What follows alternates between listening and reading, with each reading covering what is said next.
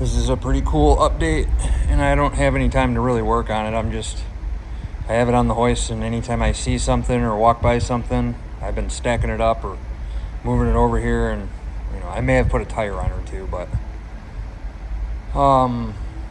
it had kind of the road tires and shit before. Those are the rears. On pavement we want it to be smooth. Now I don't feel like doing any top speeds because I know the thing will do 150. But what I'd like to do is see how much sod it can move. And I think that's a way better choice. And what's cool is that bead lock will allow me to put 3-4 psi in it if I want. And I'll actually have some suspension. This thing was so rigid that the few whacks I did in the backyard, I only ever did it once because I hit a bump and I think the whole mower took flight. It's very rigid. I mean, as you can see, I have a jack right there, and the whole thing, straight as an arrow, is picking up. Oh, I got the chain. I gotta cut it. Yeah, such a smaller sprocket. I gotta take a link or two out. I got a clearance. Obviously the silencer and the fender. The front was always super wide with that quad front end. So, and the rear was very narrow. It kind of did look goofy if you were standing in front or back of it. And now, they're not on, but I'm gonna go for about there. And this thing will be real wide, which will kind of make me feel safer when it's on a wheelie, that it's not gonna fucking tip over. But that should be coming soon. I mean, look, check that out. I had to clearance it a little. But with this bead lock, now I can run very little PSI and actually have some squish and not bounce all over hell every time I hit a bump.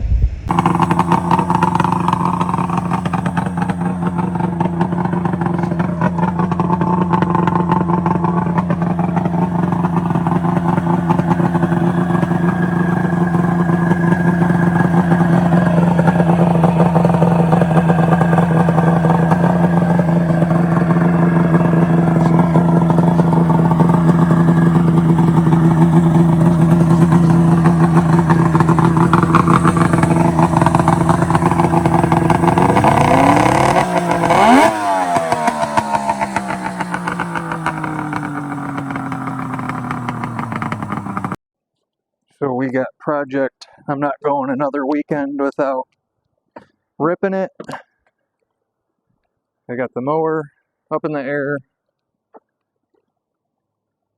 We're going to try a different tire, a different gear, which is right here. And yes, I don't have any time because I have all these freaking things to fix and work on, but I'm taking a quarter or half a day welding this up, putting it on here, cutting some chain.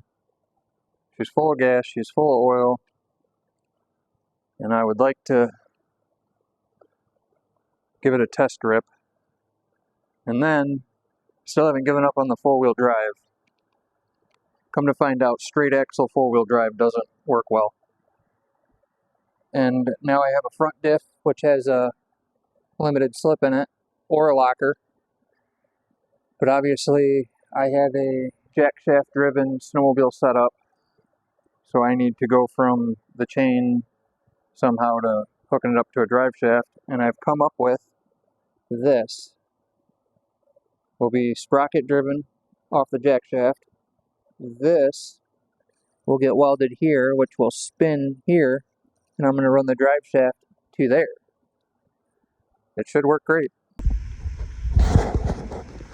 Now, as you can perfectly see, as that spins, it'll drive that little half shaft, which I'll end up making a drive shaft, to the front end. I think I walked to earlier and never showed. Boom. So this, yeah, because we decided what way it needed to turn. And it has a little limited slip posi actuator. Will get going. I've got some of the CV shafts and stuff in here. The front hubs are already set up. for the CVs. I actually have a set in there right now, so the bearings won't walk out. And heads up, for everybody that doesn't want to listen to my rant, at this part in the video, skip to 11 minutes and 30 seconds and it'll be back about the mower. Limited time, so I'm trying to make everything all into one, if you know what I mean. Appreciate all the supporters out there. Have a good one. Thanks. So, if in other words, brought to you by these sponsors. Actually, there's no sponsors. Oh, this is gonna drive me nuts. Oh, are you out of the picture yet? So, I've been, I don't know, how do you take an interview? How do you interview yourself? Does this look right? But I guess my big life-altering decisions or plans is in this era or lifetime, and I'm 37 years old. I guess you would call it,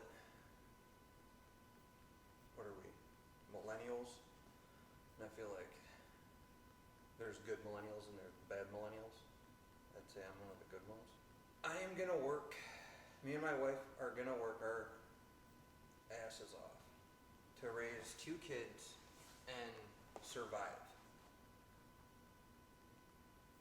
Paycheck to paycheck, very little savings, very little, what do you want to call that?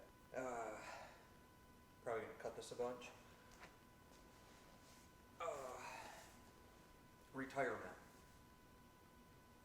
Everything is so damn expensive. I mean, to try to be quick, I remember going to the auto parts store, getting my customers' parts, buying a bunch of dumb shit I wanted, spray paint, little parts to build my projects that you guys see on the channel, and I mean, now when I get that and walk out, it's several $100s.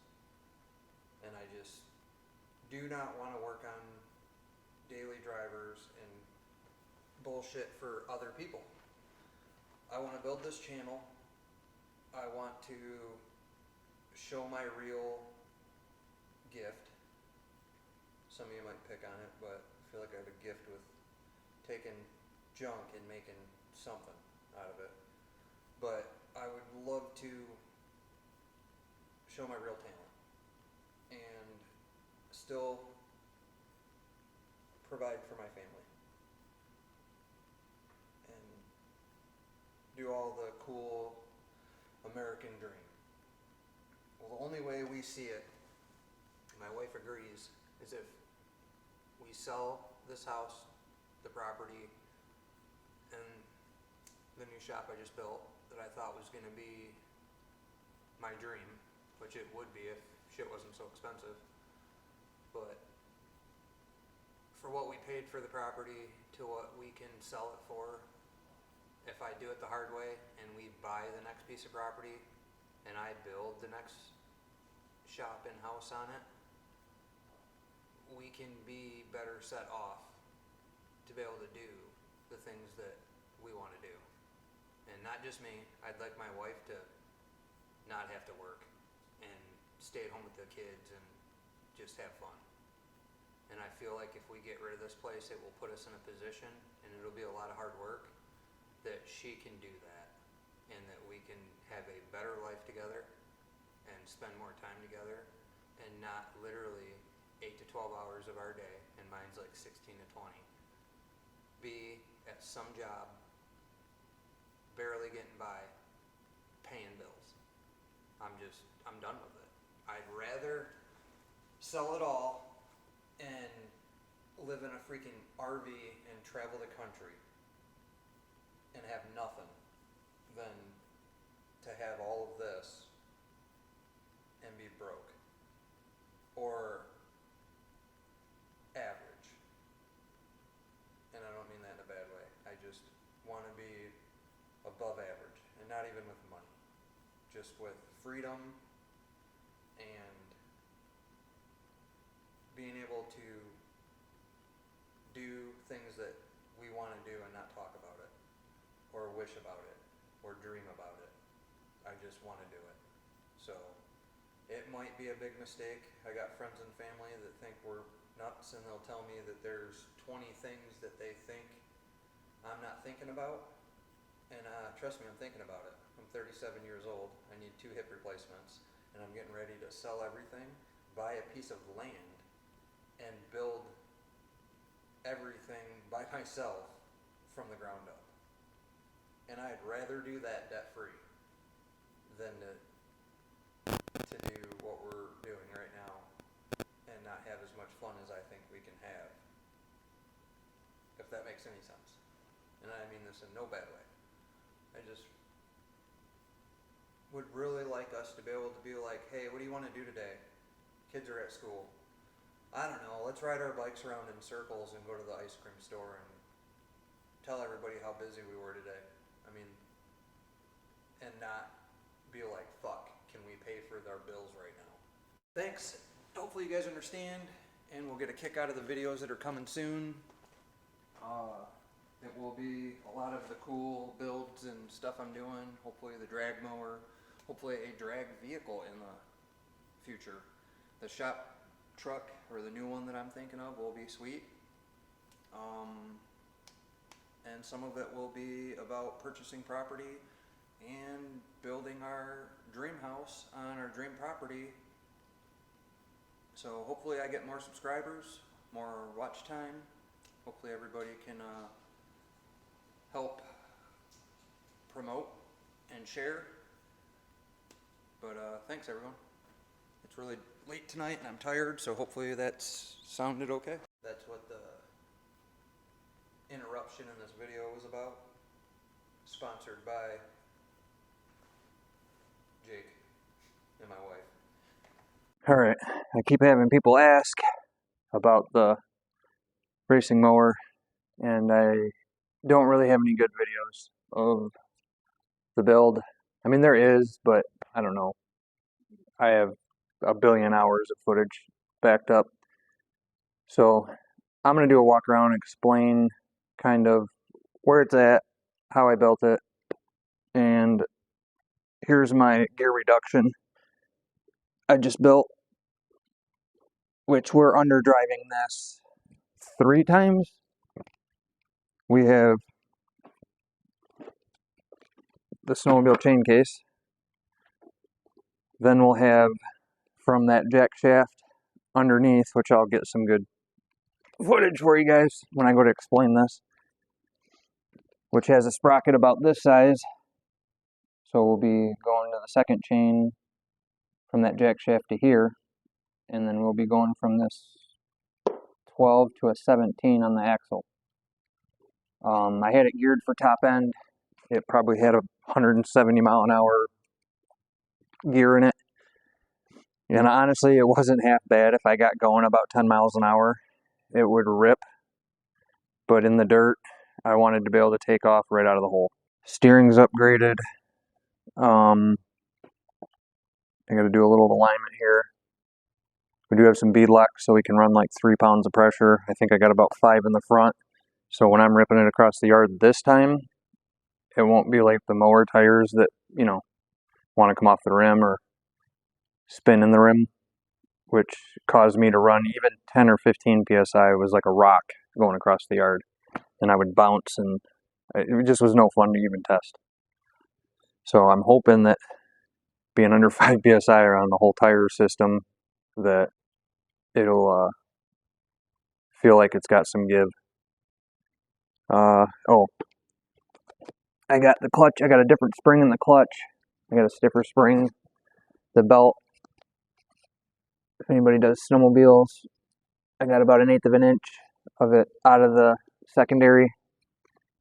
You'll lose a lot of your low end having the belt not adjusted right, or the secondary not set up right. What's cool is I got this basically stabilizer bar on the motor, and there's enough rubber mount that I can actually force it that way towards the secondary or away from it, and actually tighten that belt pretty good. Yeah, the alignment's probably not perfect, but we're not going on a mountain trip. We're going in a straight line for 300 feet kind of thing. So When I get back, I will get some walk around. The original mower is I think it was a 2000 or 2001 Craftsman LT 3000. Unless they made a 3500, but I'm pretty sure it was a 3000. I wouldn't have thought in my wildest dreams that Craftsman would be my preferred mower to build, say, a drag tractor out of. All the Club Cadets and newer Craftsmans and the John Deeres I've been getting, like the dash is plastic. There's barely any framing. These mowers were all metal, so the tins are metal, and I think this was a two-piece, so it kind of made it nice to be able to fabricate it. Some are one piece, but the dash is metal. There's a lot of bracing in it. The roll cage is after the accident. It added a lot of unnecessary weight, but I can't hit the ground and break another pelvis and a collarbone, so we're strapped to it now. I got some more bars I'm going to put in it. I'm going to have something coming from here somehow, or like around my leg, so your leg can't come up. Right now I have these foot pegs that I actually, when I'm going fast and it's bouncing, I push against them so my feet are stable.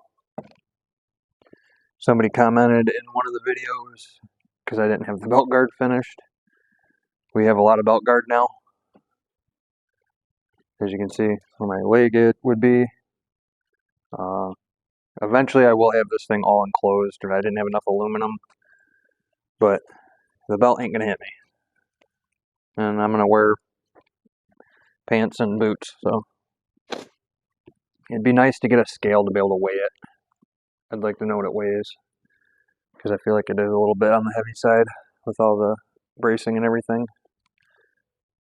But it originally started out as, I think, a 2000 Craftsman LT 3000.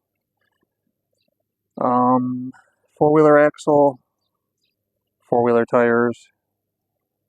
Fronts are go-kart rims on snowblower tires. I do have a four-wheel drive system. I don't have it all on there at the moment. But right now I was getting ready to play with it, and it wanted to fight me and be stupid. And that carburetor decided to plug up. And if I would have had one more do it, I probably would have quit.